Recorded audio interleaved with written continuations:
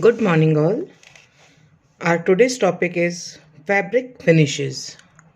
हमारा आज का विषय है वस्त्रों की परिसज्जा। इसका थोड़ा सा परिचय मैं आपको बता दूं कि जब हम बाज़ार में वस्त्र खरीदने जाते हैं तो हम उसको देख करके, उसके आकर्षण को देख करके, उसकी सॉफ्टनेस को देख करके, उसके यूज़ को देखते हुए, उसकी ड्यूरेबिलिटी को देखते हुए हम वस्त्र को खरीदने जाते हैं। लेकिन जब रेशे का उपयोग करते हुए और विभिन्न प्रक्रियाओं से गुजरते हुए वस्त्र बनता है, उस समय तक की बहुत सी जटिल प्रक्रियाएं सामने आती हैं और इन सब के बाद भी वो वस्त्र उपयोग के लायक नहीं होता। यानी जब हम रेशे से सूत बनाते हैं, सूत से बुनाई के द्वारा हम वस्त्र बनाते हैं, उस अवस्था तक वो वस्त्र उपयोग लायक नहीं होता, क्योंकि इतनी प्रक्रियाओं से गुजरने के बाद उसमें बहुत सी अशुद्धियां पैदा हो जाती हैं, उत्पन्न हो जाती हैं। जैसे वो गंदे हो जाते हैं, कहीं में गांठें आ जाती हैं, कोई बहुत अधिक चमकीला होता है, कोई बिल्कुल डल फिनिश का होता है, कोई छूने पर बहुत कड़ा होता है, पहनने योग्य नहीं होता, खुरदुरा होता है। तो इन सब अवस्थाओं में या इन अवस्थाओं में जब ये वही गुण लिए हुए होता है, उसको हम कहते हैं ग्रे गुड्स। ठीक है, यानी उसकी कच्ची अवस्था। और उसको पहनने योग्य बनाने के लिए और उसे आकर्षक बनाने के लिए, उसकी सर्विसेबिलिटी बढ़ाने के लिए जो कार्य किया जाता है या जिन प्रक्रियाओं से उसको गुजारा जाता है, वो कहलाती है परिसज्जा, यानी फिनिशेस। हम उसको फिनिश देते हैं, हम उसको लास्ट टच देते हैं ताकि वो वस्त्र हमारे उपयोग के लायक हो जाए। ठीक है, तो आज इसी के बारे में हम फैब्रिक फिनिशेस के बारे में या वस्त्रों की परिसज्जा के बारे में विस्तृत चर्चा करेंगे। तो वस्त्र निर्माण में कताई और बुनाई प्रक्रियाओं के पश्चात तैयार वस्त्र काम में लेने योग्य नहीं होता और मौलिक रूप में ये वस्त्र बाजार में बिकने योग्य नहीं होते और इन्हें हम ग्रे गुड्स कहते हैं। मशीनों से गुजरकर और धूल मिट्टी के संपर्क में आने से वह गंदा हो जाता है। इसके अलावा बुनाई के पश्चात वस्त्र के ताने व बाने एक समान ढीली अवस्था में होते हैं। वस्त्र पर परिसज्जा और परिष्कृति कर एक नवीन और आकर्षक रूप दिया जाता है।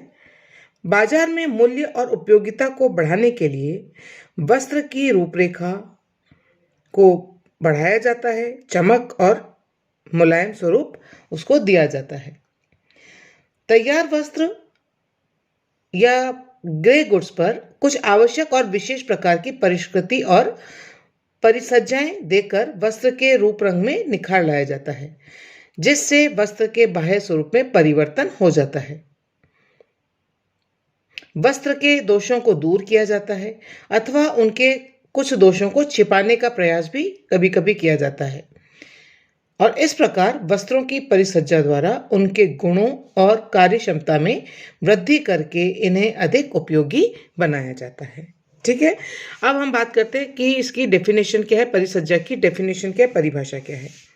तो एक परिभाषा है कि वस्त्र को बुनाई के पश्चात दी जाने वाली प्रक्रिया जिसके द्वारा वस्त्र का बाह्य स्वरूप परिवर्तित हो, स्पर्श करना उत्तम रहे तथा वस्त्र की कार्यात्मकता में वृद्धि हो, उसे परिसज्जा कहते हैं।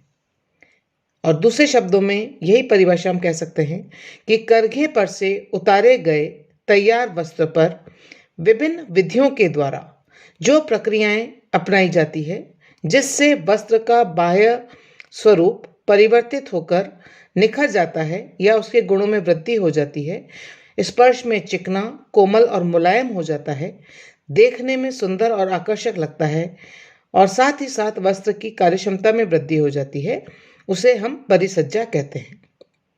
और विभिन्न विधियों के द्वारा वस्त्रों में विभिन्नता, विविधता, ताजगी और नवीनता इसके द्वारा लाई जा सकती है। प्राचीन समय में भी वस्त्र के बाह्य स्वरूप को सुधारने के लिए हाथ से ही परिसज्जा की जाती थी। जैसे प्राकृतिक रंगों का उपयोग करके वस्त्रों को कड़ी मेहनत से रंगा जाता था। वस्त्र में सूत के बीच का रिक्त स्थान भरने के लिए स्टार्च, चाइना क्ले आदि का उपयोग किया जाता था। वस्त्र विज्ञान में अनेक अनुसंधान तथा प्रयोग इस दौरान किए गए। वस्त्रों को अधिकाधिक आकर्षक, मूल्यवान, कोमल, चिकना और चमकदार बनाने के लिए यांत्रिक परिसज्जाओं का आविष्कार किया गया। परिसज्जा अधिकतर अस्थायी होती थी, जो 1 या 2 धुलाई के बाद समाप्त हो जाती थी। मर्सराइजिंग, जिसको हम अभी पढ़ेंगे डिटेल में, मर्सराइजिंग एक परिसज्जा का नाम है, तथा टिन के द्वारा सिल्क वस्त्र का वजन बढ़ाना, यह प्रक्रिया या यह परिसज्जा कई वर्षों से होती आ रही है। परिष्कृति करने की कला तथा तकनीक का विकास हुआ है तथा वर्तमान समय में यह वस्त्र निर्माण का एक आवश्यक अंग बन गई है। वस्त्र के तंतुओं की गुणात्मकता परिसज्जा करने के पश्चात इतनी अधिक चेंज हो जाती है, इतनी अधिक परिवर्तित हो जाती है कि तंतु का मूल स्वरूप आप पहचान ही नहीं सकते। आज के परिप्रेक्ष्य में यह आवश्यक हो गया है कि उपभोक्ता वस्त्र पर होने वाली परिसज्जा को समझे, पहचाने, जिससे उसको कोई भी धोखा न रहे। वस्त्र को परिसज्जा के द्वारा अधिक उपयोगी और आकर्षक बनाया जाता है। स्थिर परिसज्जा यानी परमानेंट फिनिश के द्वारा वस्त्र अधिक ड्यूरेबल या टिकाऊ बनता है, और टिकाऊपन का अर्थ ऐसी परिसज्जा से है जो वस्त्र पर लंबे समय तक बनी रहती है। इसके विपरीत अस्थिर परिसज्जा या जिसको हम टेम्परेरी फिनिश बोलते हैं, वह वस्त्र पर पहली धुलाई या ड्राइक्लीन कराने तक बनी रहती है, और अगर हम उसको रिपीटेडली हम उसकी अगर धुलाई करें तो वह परिसज्जा रिमूव हो जाती है। पुनः नवीनता लाने वाली परिसज्जा का उपयोग गृहिणी स्वयं ही घर पर सरल ढंग से संपादित कर सकती है। इसके लिए किसी उपकरण की या विशेष उपकरण की आवश्यकता नहीं होती। उन परिसज्जाओं में है, देखिए, सबसे पहला है कलफ लगाना और नील लगाना। ठीक है, और आप आज अभी तो हम लोग इस तरह के वस्त्र उपयोग में नहीं लेते, लेकिन अभी से कुछ वर्षों पहले भी जितनी सूती वस्त्र होते थे उनके ऊपर कलफ लगाकर उन्हें कड़ा किया जाता था। तो उससे, और कलफ लगाने के बाद यदि हम उस पर प्रेस करते हैं, आयरन करते हैं, तो उस वस्त्र में एक अलग ही चमक आ जाती है और बहुत वस्त्र देखने में आकर्षक लगने लगता है। और इसी प्रकार से जो सफ़ेद वस्त्र हैं उनके ऊपर नील लगाने का कार्य वो आज भी किया जाता है। हालांकि आज हम नील के स्थान पर ब्लीच का प्रयोग करने लगे हैं, तो हम उसमें सफ़ेदी लाना चाहते हैं। हालांकि अभी भी और कुछ समय पूर्व तक तो 100% नील के द्वारा ही वस्त्रों में सफ़ेदी लाई जाती थी। कच्चा और तैयार वस्त्र जो मिल से बाहर आता है उसे ग्रे गुड्स कहते हैं, जैसा मैंने आपको बताया, और उसी अवस्था में उसे दूसरे मिल में भेज दिया जाता है, जहां अनेक प्रकार के संयंत्रों के द्वारा परिसज्जा का कार्य संपन्न होता है। कई बार परिसज्जा का कार्य एक ही क्षेत्र या मिल में होता है, किंतु कई बार वस्त्र निर्माण का कार्य एक मिल में होता है और परिसज्जा देने का कार्य अन्य मिलों में किया जाता है। बड़ी संस्थानों में सभी वस्त्र निर्माण के कार्य एक ही जगह और नाम से होते हैं। ठीक है, तो अब हमारी बात आती है कि हम इन सब का या इस परिष्कृति का या जितने भी हम फिनिशेस देते हैं उसके उद्देश्य क्या हैं। तो यहाँ हम एक एक करके बात करेंगे। सबसे पहला है वस्त्र का बाह्य स्वरूप सुधारना, जैसा कि अपन ने परिभाषा में भी देखा, और यहाँ पर भी हम वही बात करेंगे, वस्त्र के बाह्य स्वरूप को सुधारना और उसे आकर्षक बनाना। तो बुनाई प्रक्रिया के दौरान वस्त्र चमकदार होता है और आकर्षण कम होता है। साथ ही वस्त्र की सतह पर रोएं, छोटे छोटे धागे, गांठें और कुछ ढीले धागे रह जाते हैं। इन्हें काट कर सतह को चिकना, कोमल और साफ बनाना आवश्यक होता है। इसके अतिरिक्त प्राकृतिक अशुद्धियां, तेल, धूल, गंदगी आदि चिपकी रह जाती है, जिनको भी साफ करके वस्त्र के बाह्य स्वरूप को सुधारना आवश्यक होता है। तो सबसे पहला उद्देश्य यही है कि वस्त्र के बाह्य स्वरूप को सुधारना। दूसरा इसका उद्देश्य है परिष्कृति का या फिनिशेस का उपयोगिता में वृद्धि करना। तो वस्त्र को अधिक टिकाऊ बनाकर उपयोगिता में वृद्धि की जाती है। वस्त्र को अधिक मजबूत, कोमल और चमकदार बनाया जाता है। इसी प्रकार से वस्त्र ढीला या बेजान होने से दिखाई देता है और उसकी कटाई करने और उससे पोशाक बनाने में कठिनाई आती है। एक समान लंबाई और चौड़ाई का भली भांति खींचा हुआ वस्त्र, जिसमें ताने और बाने के सूत 90 डिग्री का कोण बनाते हों अधिक उपयोगी माना जाता है और जिस प्रयोजन के लिए काम में लिया जाता है वह उपयुक्त होता है। यानी उसकी ड्यूरेबिलिटी में, उसकी सर्विस क्वालिटी के अंदर बढ़ोतरी करना, उसकी उपयोगिता में वृद्धि करना भी परिष्कृति का उद्देश्य है। और इसके लिए कौन कौन सी परिसज्जाएं दी जाती है ये हम जब डिटेल में परिष्कृति पढ़ेंगे उसमें मैं आपको बताऊंगी। राइट। तीसरा है वस्त्र की कार्यात्मकता में वृद्धि करना, to impart specific functional properties in the fabric. वस्त्र जिस प्रयोजन या कार्य में प्रयुक्त होता है, वस्त्र के गुणों में भी भिन्नता लाई जाती है। जैसे यदि वस्त्र अग्निशमन या आग के पास कार्य करने के काम में लिया जाए तब उस पर अग्नि अवरोधक परिष्कृति की जाती है।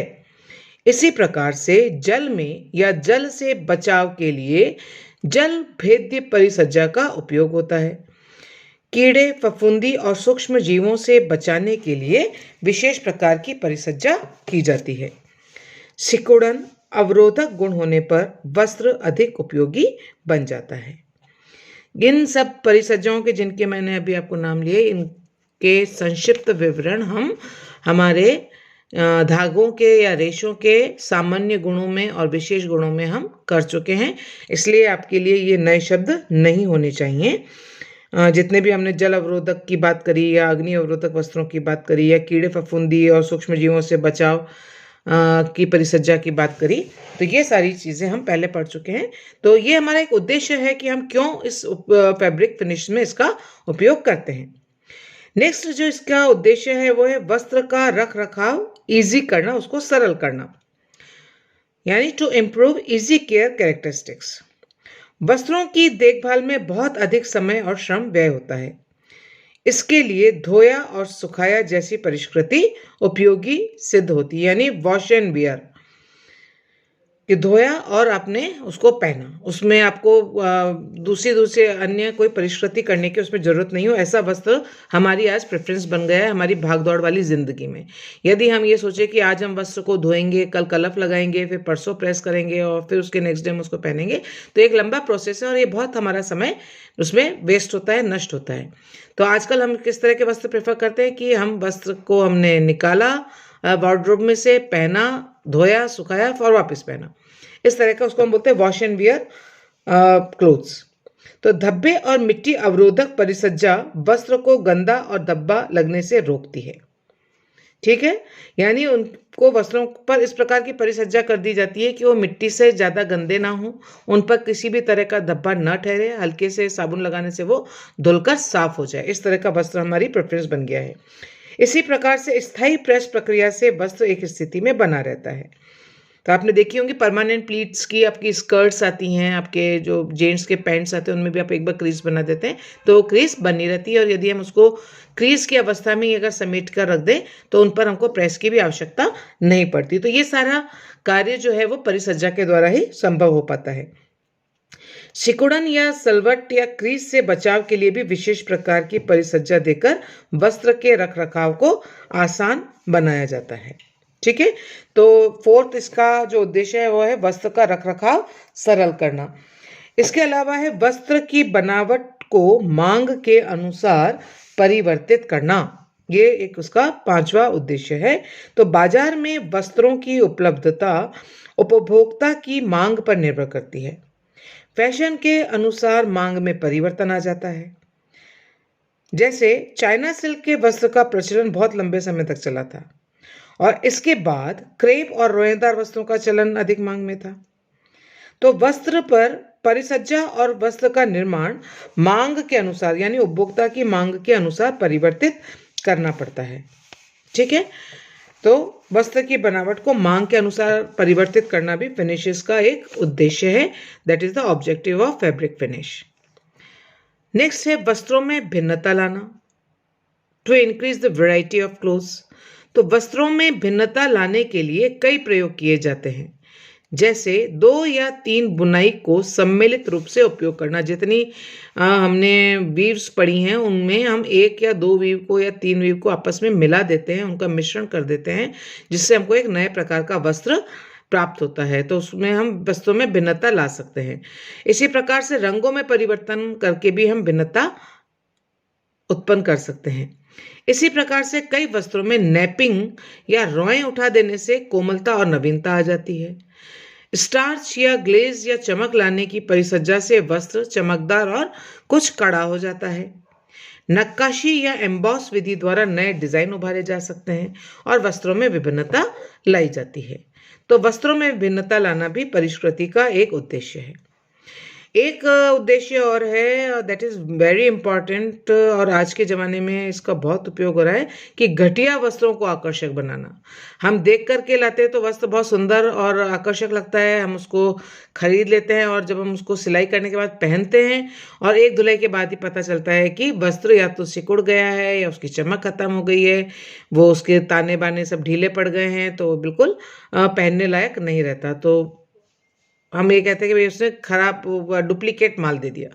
तो उसमें वो क्या करते हैं कि घटिया वस्त्रों को इन परिष्कृति के द्वारा, फिनिशेस के द्वारा उसको आकर्षक या सुंदर बना देते हैं, लेकिन वो परमानेंट नहीं होता। तो वस्त्र की बुनाई सघन नहीं होने पर स्टार्च द्वारा कड़ा कर इस कमी को छुपा दिया जाता है। इसी प्रकार से सतह पर बुनाई में कमी को छिपाने के लिए भी परिसज्जा का उपयोग किया जाता है और उस कमी को परिसज्जा के द्वारा छुपा दिया जाता है।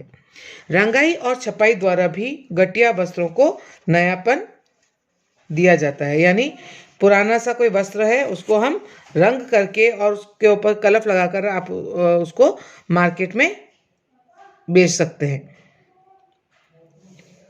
तो ये हैं इसके कुछ उद्देश्य। और इसमें एक और है, अनुकरण बनाने के लिए, यानी इमिटेशन, या जो इसकी वजह से मैंने आपकी बात की डुप्लीकेट करने के लिए। तो परिसज्जा द्वारा कुछ वस्त्रों के बाह्य स्वरूप को इस तरह से परिवर्तित कर दिया जाता है कि वह अपना मौलिक रूप, रंग और गुण को बदलकर दूसरे वर्ग के रेशे होने का भ्रम पैदा करता है। अतः इस तरह की परिसज्जा अनुकरण वस्त्र बनाने के काम में आती है। जैसे आपने सुना होगा सिल्क के बारे में, तो आप कहते हैं आर्टिफिशियल सिल्क है या कॉटन सिल्क है, तो हम उसमें मिश्रित नहीं करते हैं कॉटन और सिल्क को, लेकिन हम उसमें खाली परिसज्जा द्वारा उसमें सिल्क जैसी चमक पैदा कर देते हैं और परिसज्जा द्वारा ही हम कॉटन जैसा कड़ापन उत्पन्न कर देते हैं। तो हम कहते हैं कि भाई कॉटन सिल्क की साड़ी है या भागलपुरी सिल्क है, या हम कोई भी उसका नाम दे देते हैं, but that is not a silk and it's just a imitation, या उसका जो उसकी हम नकल कहते हैं कि उसका अनुकरण हम कर देते हैं, उसकी नकल करके हम डुप्लीकेट उसका बना देते हैं। इस तरह की जो ये परिसज्जा है वो अनुकरण वस्त्र बनाने के काम आती है, यानी इमिटेशन वस्त्र बनाने के, फैब्रिक बनाने के काम आती है। जैसे सूती वस्त्र पर रॉएं उठाकर उसे इस प्रकार से बनाया जाता है कि वह गर्म वस्त्र के समान दिखाई देने लगता है और उसमें कुछ गर्मी के गुण भी समाहित हो जाते हैं, जिसको हम फलालेन के नाम से आप सब जानते हैं। इसी तरह सूती वस्त्र को रेशमी वस्त्र की तरह बनाने के लिए मर्सराइज्ड परिसज्जा दी जाती है। इससे सूती वस्त्र रेशमी वस्त्र की तरह ही सुंदर, चमकदार और आकर्षक दिखाई देने लगता है। तो ये हैं कुछ आपके, तो आज हम यहीं पर ख़त्म करेंगे। नेक्स्ट कक्षा में जो विभिन्न परिसज्जाएं आपके कोर्स में हैं उनके बारे में हम चर्चा करेंगे। तब तक के लिए गुड बाय।